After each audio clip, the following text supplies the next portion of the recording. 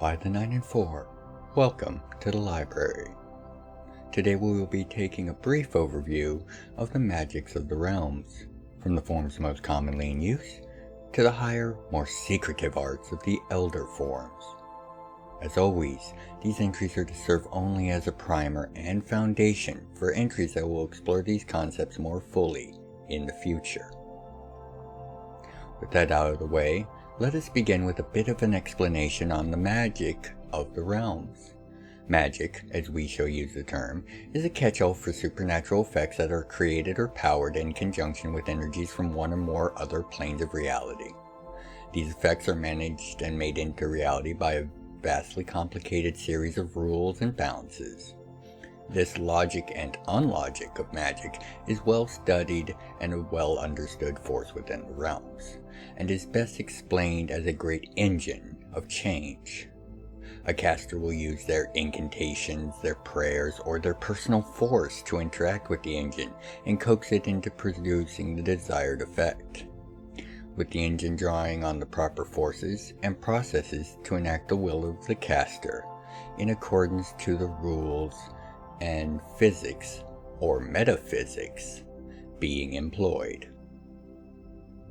While this is an overly simplified explanation, it will do for our needs as far as this entry requires. Now, we shall take a look at the three most common forms of magic that is known to the realms, and how they interact with this metaphorical engine. The easiest to identify for most, casters of arcane magic are what most people think of when they hear the word magic. Using incantations, ritual, and ancient knowledge, they are able to create and destroy with but a few words, gestures, and perhaps a pointed look.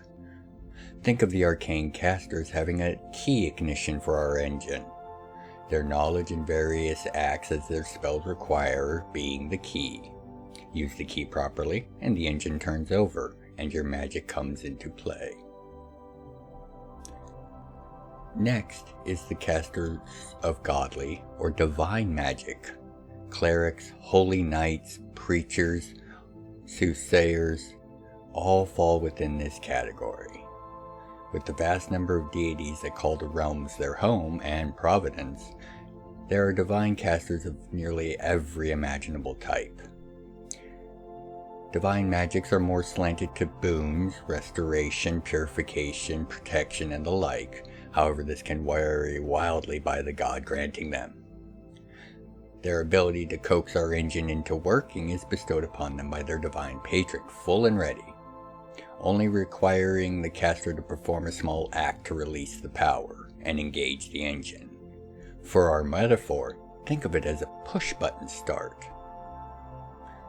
The final of the three common magics is that of the magics of the mind or soul.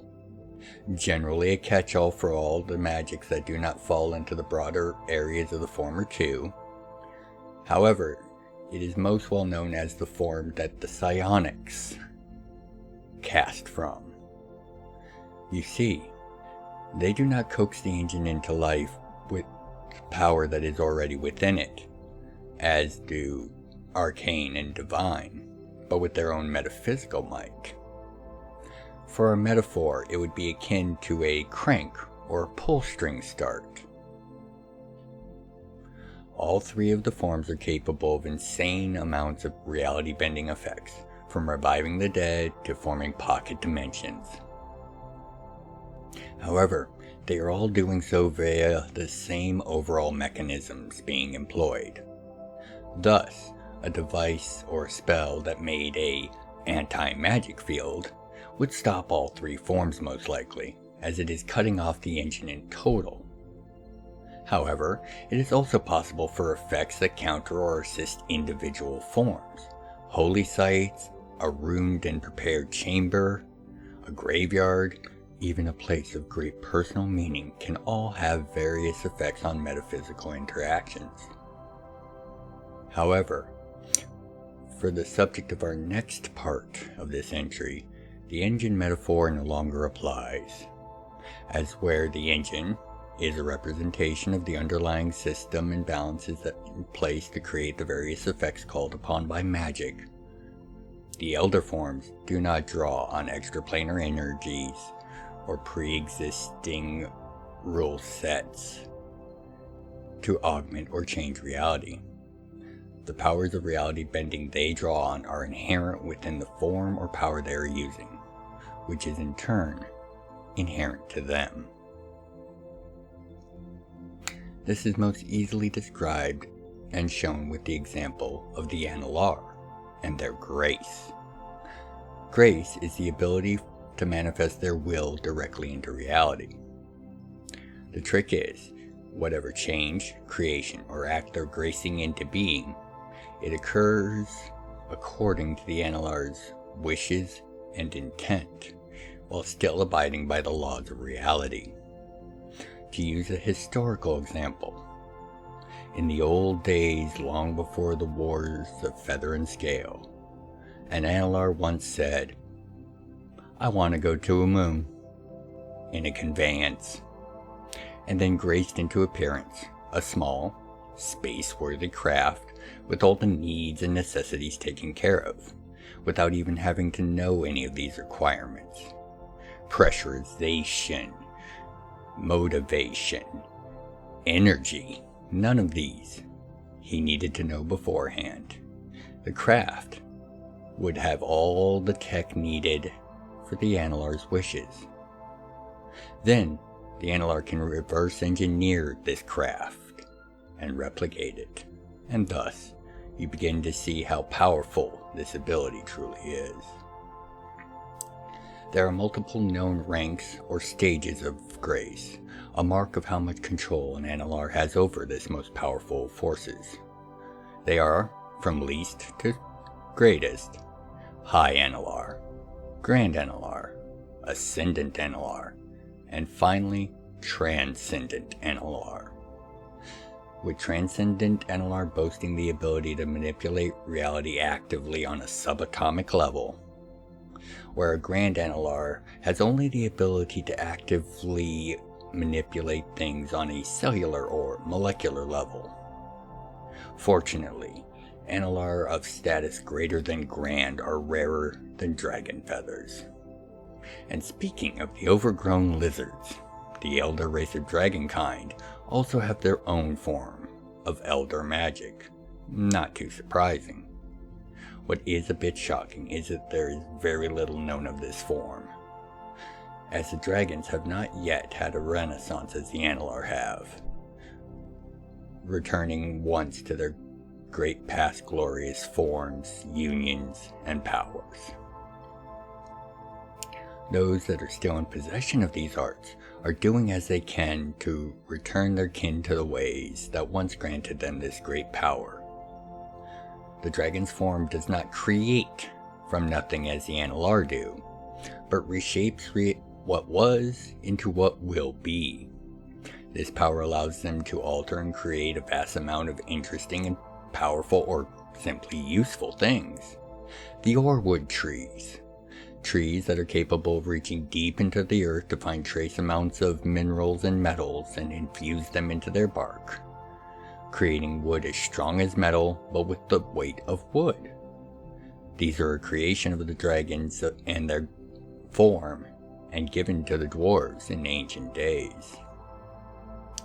On a much larger scale, they are able to create vast biomechanical constructs, as they have a natural understanding of how such things need to work, as their power hyper-evolves the construct until all parts are not only optimized for their function, but to work with all other components. As this happens, the dragon gains an understanding of why and how their construct is working and developing. As stated, the details of the dragon's form and power are not as well known as that of the Analars, but rumors of ancient dragons from before the wars of Feather and Scale reappearing continue to be whispered in dark corners, so this may not be the case for too much longer. The only known example of their larger constructs is that of the Expeditus Draxus, its vast 7,500 mile length, in essence one huge living bioconstruct, able to sail the stars and travel safely in the void that it is. The last of the elder forms, that of the flame of Azure creation, or more simply, the auratic arts. This recently reintroduced or rediscovered art was once the sole province of the flame-forged humans of Domnitra, used to power and control mighty constructs, or reshape reality around them in a variety of ways. It has been discovered, however, to be wieldable by any of the non-elder races, but the Flameforge are the most naturally adept with its power. There are tales of an entirely hidden land somewhere on Jamamar, where every child is raised with the knowledge and training to use this awesome force.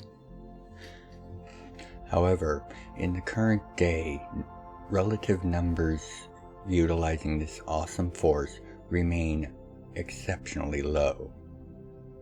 The return of the first Emperor of Domnitra, God Emperor Price, the Flameforge could see a new resurgence of masters of this force among their number quickly, leading them to a place commensurate with their status as an elder race, if even an unintentional one.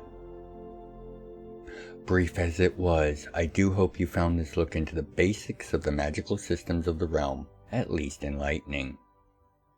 Now, by the 9 and 4, be well, take care of yourselves and each other. I shall see you soon on your next visit to the library.